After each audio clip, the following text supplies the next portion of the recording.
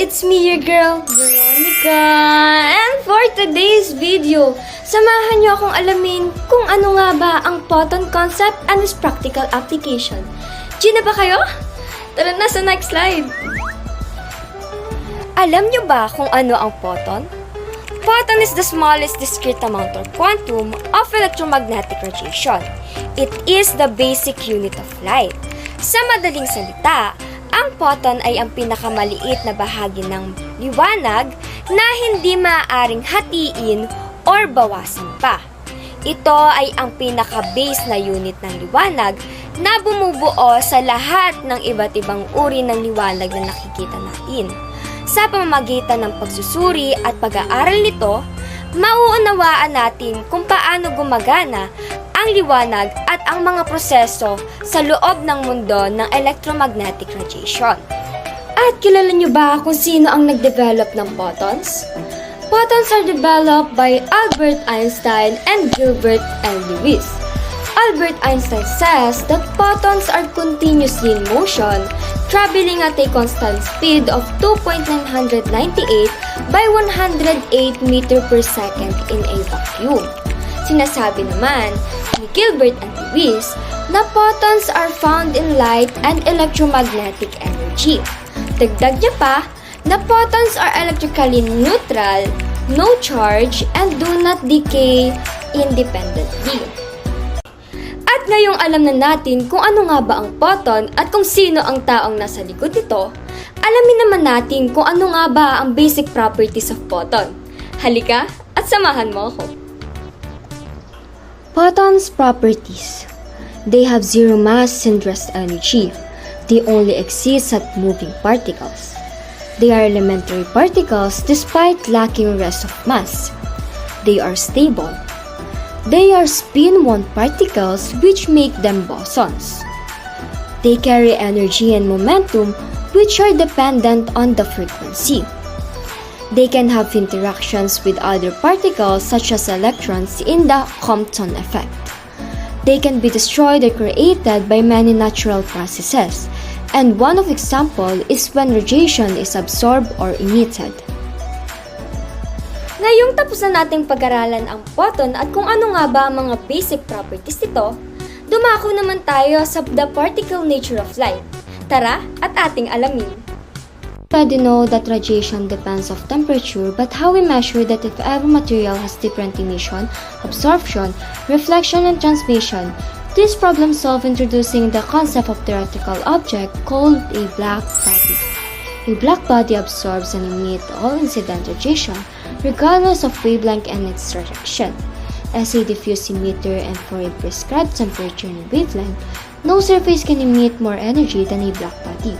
As the perfect observer and emitter, the black body serves as standard, against which of the radiative properties of actual surfaces may be compared. Although no surface has precisely the properties of black body, the closest approximation is achieved by a cavity whose inner surface is at uniform temperature. The electric effect is a phenomenon in which light is able to eject electrons from matter. To observe the photoelectric effect, you need a light source. It should be emit only one color, for example, only red. Then you need to place a capacitor which consists of two metallic plates called electrode. One electrode is positively charged, the other one is negatively charged. For a photoelectric effect, it is useful to be able to change the polarity of the plate capacitor. And finally, you need a voltmeter to measure the voltage between the two capacitor plates and an ammeter to measure the electron current between the plates. Ngayong alam na natin kung ano nga ba ang particle nature of light, dumako naman tayo sa atomic spectra. Narito ang aking mga kagrupo upang talakayin ito. Atomic spectra. Spectra of frequency of electromagnetic radiation emitted or absorbed during electron transitions. Each element has a characteristic spectrum. Electrons have distinct energies in an atom. Transition from one energy level to another emit light or photons with specific wavelength. Electrons release or absorb spectrum electromagnetic radiation as they move between energy levels. Three types of atomic spectra: emission spectra, absorption spectra, and continuous spectra. Atomic spectra refers to the unique pattern of light emitted or absorbed by atoms when they are excited or de-excited. This phenomenon occurs due to the quantized nature of an atom's energy levels. Atomic emission spectra. Emission spectra are the specific wavelength of the light emitted by the electrons in atoms as they lose energy. An emission spectrum is made by providing energy to a material and focusing any light emitted through a prism to separate the colors. The spectrum of white light is a continuous change of colors with all wavelengths having the same intensity. An emission spectrum is a set of specific wavelengths with a high intensity. This appears as bright lines of colors on a spectrum.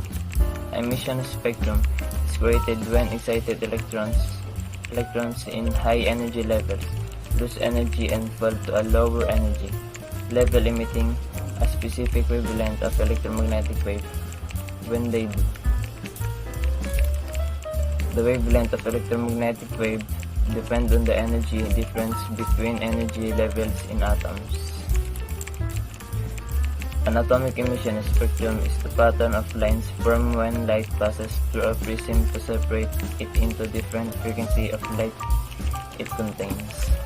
Absorption spectra are the specific wavelength of light absorbed by electrons in atom as they gain energy. An absorption spectrum is made by passing white light through a material of reflecting off a material, then sending it through a prism to separate the colors. An absorption spectrum is created when electrons absorb the energy from the electromagnetic wave and jump to higher level in an atom. This removes that particular wavelength of electromagnetic wave white light being transmitted or reflected from the material. Sa pamamagitan ng atomic absorption, sinusukat ng mga chemist ang halaga ng mga elemento sa isang sampol sa pamamagitan ng pag-absorb ng enerhiya ng mga atom habang naglalabas ito ng liwanag. Ito ay nagre-resulta sa isang spectrum na may mga dark line o absorption lines sa mga particular na wavelength. Ang pattern ng mga line na ito ay katangi-tangi para sa bawat elemento, kaya't ito ay nagagamit upang matukoy ang mga elemento na naroroon sa sampol. Ang paggamit ng atomic absorption at atomic emission spectrometer ay mahalagang kasangkapan para sa mga kemista upang matukoy at sukatin ang mga elemento sa isang sampol. Ang mga ito ay ginagamit sa iba't ibang larangan tulad ng pagsasaliksik, pangangalakan at pagsusuri ng mga kemikal. May nakuha ba kayong kaalaman about sa topic namin? Kung ganyan, konting like and subscribe naman. Thank you, bye-bye!